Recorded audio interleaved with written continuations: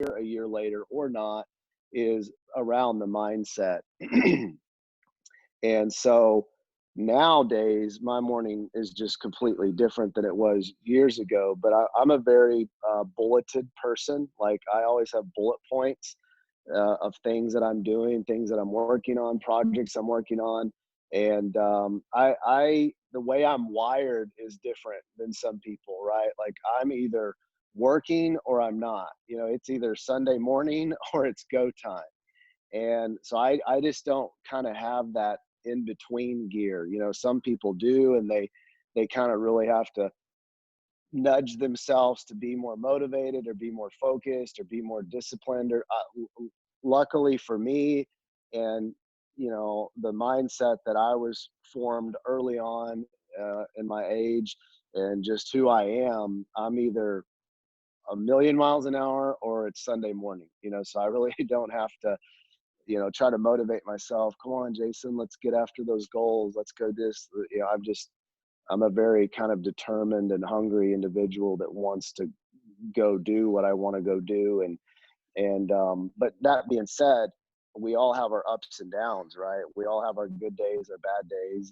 Some days I perform, I feel a lot better than others, right? And those factors are all sorts of stuff. You're tired, you're family, or this or that. So you don't have to beat yourself up that you're not some machine that's executing on all levels every given day. But um, you know, if you don't have a mindset of you're going to go get goals no matter what stands in your way, you need to get that mindset right, because this is a life in general is about being very determined, very dedicated, and just having a very tough, thick skin, having a backbone, and understanding there's ups and downs. I mean, the biggest pet peeve of mine is just how lackadaisical people are, right? And how easily people can get knocked off and knocked down. I mean, it's like you almost wonder how their parents raised them sometime. Like, are you kidding me? You're gonna let that,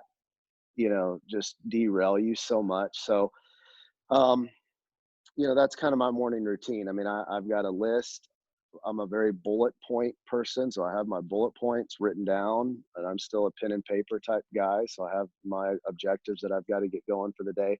But once again, if you went back to 15 years ago, yeah, I had objectives that I needed to get done for the day, but I was always listening to a tape or a CD, or I was always trying to feed my mind. Or what am I missing? What do I need to know to go to the next level? So, but mindset in the term of determination is so hugely important. It's not even funny. I absolutely appreciate that so much because I think that's the one thing I've learned just from your leadership and our leadership that we have is like really having grace on fire, but really just like the lion and gazelle is like what I always tell my team. A Hmm. lion wakes up to hunt or a gazelle wakes up to survive. And I think that's something that sets the tone for a lot of things in life. And I love that you kind of recognize like the past and what you did as far as implementing that consistently that compounded into the next 15 years. So the one thing that I love about hearing like you speak is just the fire and like the vision that you have for this company. And Hmm. so the second question that I wanted to touch on before I pass it over to Linz is just really like I know your fire for the next 5 years. I've heard you talk about like your vision for this company, but I want you to just kind of share that vision on this, just where you see yourself within like the next 5 years with as far as Lavelle as a brand. For sure. Yeah. It it's a tough question because 5 years is a long time, right? And if I said back in 2012, if I was on a call like this, you know, when I'm first starting the company, and you said, what's the future for the next 5 years? It would have actually been different than what folded out, right? So we can all have a plan. You know, it's like you can plan your marriage, right? What's the first 5 years of my marriage going to look like? Well, I want this, I want that. It's going to be like this, but we all know it's probably going to be different. The cool thing about how life and business just evolves in general is that so many positive things can come your way that you didn't even plan for. You know, you couldn't have planned for it. And it changes a lot, you know, like a year ago, you know, we were real aggressive. I was real aggressive at looking at international markets. And I do feel like international markets will be a thing for the company one day. But also, um, you know, we can only chase so many rabbits at once. And I'd rather be really good at chasing one rabbit instead of semi good at chasing three.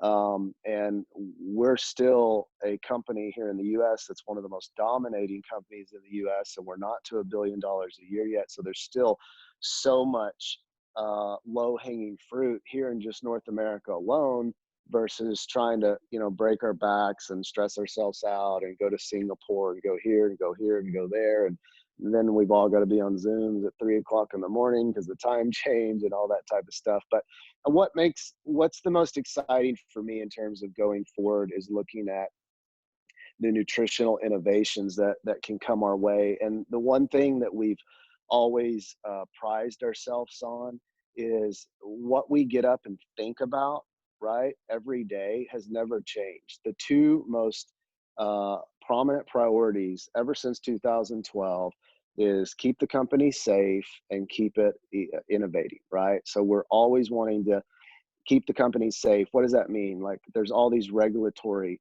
guidelines that we have to abide by, and some companies in our industry, um, they'll treat it like the speed limit, right? And if the speed limit's 70, they think we'll go 85.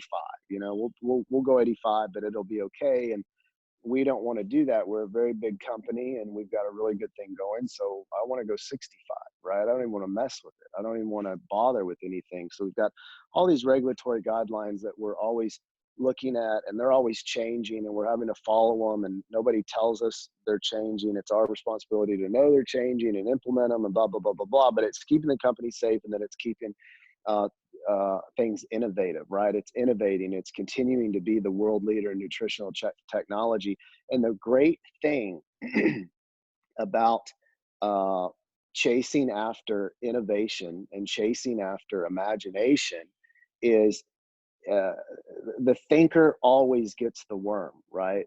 The guy, the girl, the person who's always thinking, who's always trying to solve the unsolvable problem, right? They're always coming up with ideas. And so that's what's happening when we're always in a state of innovation and in the lab. Okay, what can we do next? Where can we take it from here? So when you talk about the next, call it 2 years, you know, you talk about the amount of nutritional real estate that's still available for us, and those technologies that keep changing every day.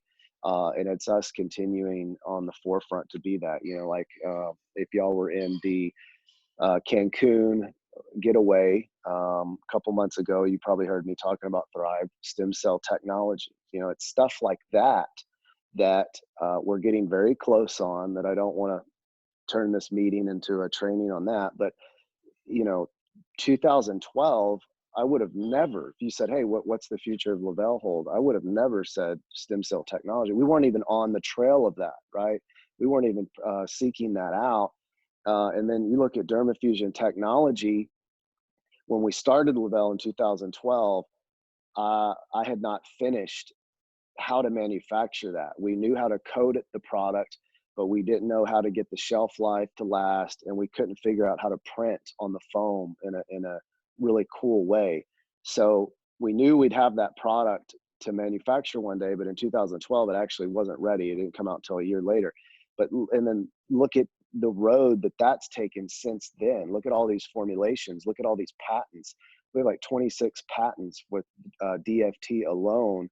And so once again, just that evolution, that natural process of being in that creative state, having the team to get it done, and just continuing to wake up every day and want to be the best in that space, that's who gets the results, right? Like Usain Bolt broke his own world record 3 times, right? He didn't break his record because he accidentally did it. He didn't break his record because he wasn't trying. He didn't break his record because of it. He broke it because he was flat out chasing after it. The only thing he cared about was better, faster, stronger, better, faster, stronger. And when people are like that, the people that chase, the people that knock and the door will be open, the people that keep knocking, keep knocking, those are the people that get the results. And we're like that, right? We're continuing to be the best. What's next? What else is out there? Looking at industry trends, right? Looking at nutritional trends and seeing what's going on in the marketplace and being ahead of the curve. That's really what the future of Le-Vel is about. And the future of Le-Vel, for anybody to say, okay, well, that sounds great, but let's really play devil's advocate, right? At the end of the day, you could at least look back at the last 5 years, right? If history is any indication of future results, you can say, well, the next 5 years is going to look similar to the last 5 years. And pardon my French, that's pretty damn good.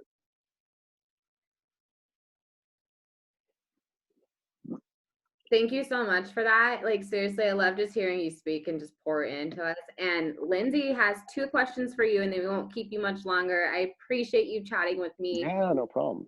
Thank you. Linz, you should. There you are. Oh, hello. Hey, Jason. Okay. Hello. So first I just want to say thank you for hopping on with us. Thanks for having the most amazing product line that allows all of us to be here and an unmatched compensation plan. I think all of us can just kind of be and just say thank you.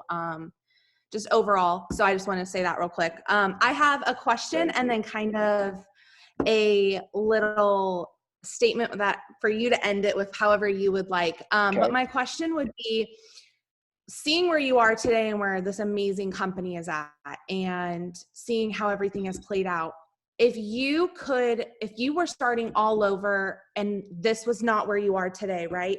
If you could give the old you one piece of advice, what would it be? Yeah, that's tough.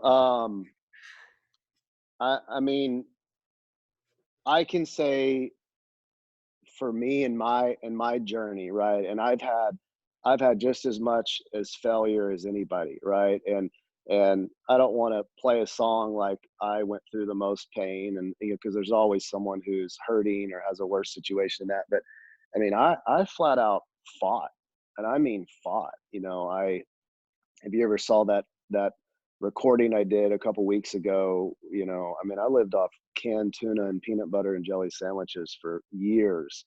I remember going flying to get in for an interview to try to get a job in an airport, and my one pair of dress shoes that I've had for years and years. I was going, I was in the bathroom because I was going to the restroom, and I looked down at my shoes and I realized how cracked and old and how horrible they were. And I'm like, my God, I'm going to an interview. Like, this is horrible. I was in the bathroom at the airport washing it with soap because I thought the soap would kind of act as like oil. I mean, I've done just, done a lot of things to get to where I'm at, and I've went through a lot of things, and a lot of those things was failures. And looking back now, I can say one of the best things that has ever happened to me is just flat out not stopping. And I know that's kind of cheesy and cliche because everybody says just don't quit, but it's so important. I mean, look at how many people quit at all things in life, right? Like, how many realtors got their license last year and no longer in the business, right? I mean, how many people got a gym membership last year and haven't been in the last 6 months? I mean, we are just such a kind of wishy-washy culture, right? We're always procrastinating. We're always going to do something tomorrow. We'll always get to it later. We're always changing our mind all the time. We're always talking about things we'll do that never get done. I mean, that's just kind of our society. And yet the people that are the opposite of that, right, they're really the breadwinners. They're really the ones that are getting the medals and the books are written about, because they're not wishy-washy. They tell you they're going to do something, they flat out go do it, right? And they've got credibility from past results to back it up. So there's a lot of things I would tell myself 10, 15 years ago. Patience came to my mind. Be patient, because I'm not a very patient person. But it's also helped me, right? Because that not patient side of me has been insane driving horsepower to try to get to where I want, right? I mean, um, you know, 10, 15 years ago, say the old me, I wasn't ever watching TV. I wasn't watching Netflix. Wasn't even out, but I wasn't at the bar. I wasn't at happy hour. I mean, the only thing that mattered in my life, other than, faith and family and things like that. I'm not saying I'm just some robot, but other than faith and family, and I would say in someone else's shoes watching this, your current job, I mean, I was just after what I wanted in life very, very, very badly. Um, so I would tell myself patience, that it's okay, it's okay, hang in there. But um, eh, the one thing I could tell myself, and the one thing I'm so proud of, I don't know if it was the people uh, that helped kind of mentor me in my early days. I don't know if it was my father from a military background. I don't know if it was just the God given talents that were given to me, the ones I have to work with.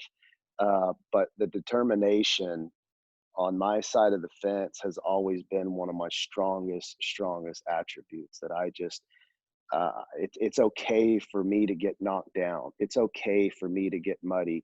It's okay for me to get sweaty. It's okay for me to put in the hard work. It's okay for someone to tell me no. Like I was able to program my mind early on that this is going to be tough effing shit, and that's what it is. That's life, right? And I'm here for the long run. I'm here to get what I want.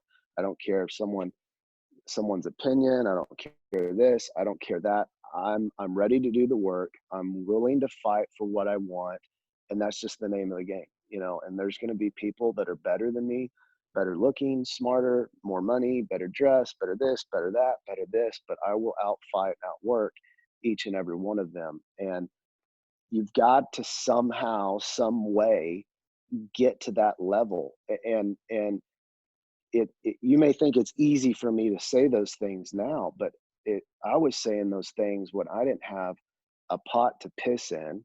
I had, tuna fish, 79-cent cans from Walmart. I was living off credit cards, literally teary eyed every time I had to pay a minimum payment and pay my apartment and pay this and pay that. Right. I mean, it's just, there was nothing about my story at that time in my life that would told you this guy is going to be very successful, other than this guy's a fighter.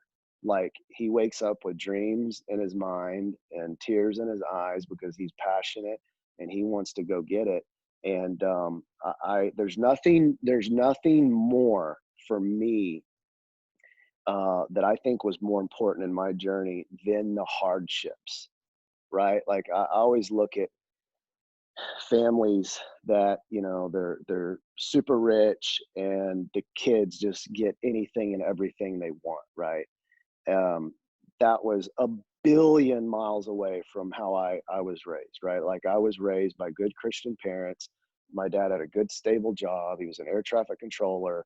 Like, we weren't hurting for food when I was growing up, but, you know, I certainly didn't have everything I wanted in life. Like, dad can have a new pair of shoes. No, you don't need it. Like, I can't ever tell you how many times you don't need this, you don't need that. But those people that are given just everything and anything, they in the long run, they don't have the drive, they don't have the hunger. And so the best things that were happening to me were the hard times, because that that is what created the hunger. That's what fueled the drive to go to where I wanted to get. And so I know that's a long-winded way to kind of answer your question, but the determination has been a big thing for me. And if there's one thing that I could tell someone on this call, I just put out a video of some recap of clips of speaking and various events for Lavelle. And one of the things in that video, it's like I said, yeah, I want Lavelle to be your vehicle to go do something special. But if it's not Lavelle, just go do something special. Right. And I think that's just so true. Whatever it is that you need to light the fire, right? It's got to happen at some point, right? If it's not now, then when is it? If it's not today, then what? At some point you've got to draw a line and you've just got to flat out go do what you've got to do to get things done. I love that. And thank you so much for that. Um, so something that Britt and I were talking about today is when my fiance and I were in Colorado and we got the chance to kind of spend some time with you, is we talked about how you always have just like the right golden nugget that we need to hear, but we didn't know we needed to hear. And so I know this wasn't on my questions, but I think that a great way to just end this Zoom with you is for you to just kind of give us some golden nuggets. I know that Yeah. was a huge takeaway for me from Colorado. So if you don't mind. Yeah, not at all. We did a big Zoom that was led by Maria Dillon and her team a couple weeks ago. I was on there. Drew was on there. Maybe a lot of you were on there. Hopefully, so there was a lot of good content. And one of the things I talked about was just speed. The speed in the business. That is so crucial. Like right now, we just ended last night that stimulus promotion, and I believe it was 1,200 PPA, if I remember off the top of my head, that somebody had to accumulate to qualify for that. That's whatever, 4 or 5, 6 new people, depending on how they ordered, that have now entered the business. And if you can eliminate procrastination from your business, and if you can understand that speed is your biggest friend or enemy, right? Like that's the ticket. The people that it's good to get on all these Zooms, right? Like that's good. This is like what I call kind of the cheerleading part of the business, right? Where we're kind of cheerleading each other. We're kind of, high-fiving each other. We're getting this training and all this stuff sounds really good. And so said this, and oh my gosh, that makes a world of sense. I love that, oh, I'm going to really take that and run with it. But it's what happens when we get off of these, right? That's what matters. I've been to a zillion trainings, right? Quote unquote trainings. And I've got 3 journals that I carry around with me everywhere to this day. If I pack a bag and I'm gone, for a prolonged period, or go to this house or I go to that house, I take these journals with me because they were my PhD in this space. But it wasn't that I just simply accumulated that knowledge. I did something with it, right? When my boots hit the ground, I was implementing and I was going. And so as we get off things like this, you've got to start building, right? We all know that. And you've got to build as fast as you can. And the speed of the leader determines the speed of the pack. And the most beautiful thing about a new person coming into your business is a new person only knows what they are shown by you. Okay. And so if a new person comes into the business and they see you running 90 miles an hour, they see you telling them, hey, who can you get me on the phone with today? I really want to help you work towards the VIP 800, 1600. Who can you introduce me to? What can we do today? Excuse me. And if they get this sense of urgency from you and they see that that incorporates in their mind that that's just how this works, that's what you do. You just run 90 miles an hour in this. But if they see on the other hand of this that, well, I'm gonna, I'm Netflix and chill tonight, I'm doing family this, or I'll call you next week, your order should be in a couple days, but I'll call you next week. I mean, it's all about you and the level of leadership, the speed, the tenacity. But the biggest thing, we're gonna end where we kind of started. Okay, so we're gonna bring this full circle. The biggest thing is your mindset and how determined you are as an individual. We know that, right? So how many times are you going to get up when you get knocked down? Are you the Cinderella story that everybody talks about, smiles about, or not, right? Are you just flat out a quitter, a pushover, just like the 90 other percent of cows out there that just don't do anything worthwhile, right? Which one are you? Are you going to fight? Are you going to work for this, what you work for, what you want? Or are you just going to be lackadaisical about it? After the mindset, once we've got that done, right? That's done. Then you look at the mechanics of the business, right? Because you've got the emotional side of this. There's the emotional side of being successful, which is the mindset, you know, the when you talk about people's belief system, things like that, which we won't get into tonight, but you've got the emotional side of this business, which is driven number one by the mindset. And then you've got the mechanical side of this business, right? Which is really the how, the what are we doing? It's the mechanics. The number one thing on that is the speed, right? It is the tenacity. It is the ability to get in a promoter tonight and Sally places an order. You get Sally to pull the trigger and you're explaining to Sally what the next steps are and how important it is to hit VIP 800 and 1600. And this is going to put, 660 in your pocket and this is going to get you going. It's your ability to get Sally into gear now, right? And then when Sally brings her first promoter to the table, you're working with that person and Karen's the new promoter and you're getting Karen to work now. It's that duplication of now, right? That is the most important piece to it, bar none. If you look at our top top 5 promoters in terms of income, if you look at our top 10, if you look at our top 20, every 99%, maybe there's an anomaly somewhere, but 99% of every one of these people, they got started and they hit the gas really strong, right? Within their first 90 days of being a promoter is when they threw 90% of all their personals in the system. Like when you look at all the customers and all the promoters that person has personally enrolled, they were able to do all of that within 90 days. So think of throwing a rock into a pond and the ripples that are caused by that. The bigger the rock you throw, the bigger the ripples. That's why speed is so important, right? Because if you're just standing by a lake and once a month you're kind of tossing this rock out there, there's no ripples from that, there's no effect from that. Whereas you and 3 people are carrying the hugest boulder you can possibly carry and you chunk it over the side and then boom, here comes all these waves.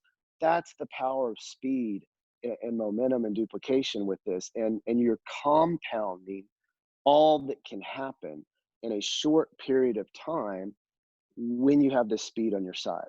So knowing what I know about direct sales, knowing what I know about Lavelle, if I was to start tomorrow as a promoter and not have anything to help me, I wasn't the owner, I wasn't the CEO, wasn't the inventor of Thrive product, I wasn't any of that.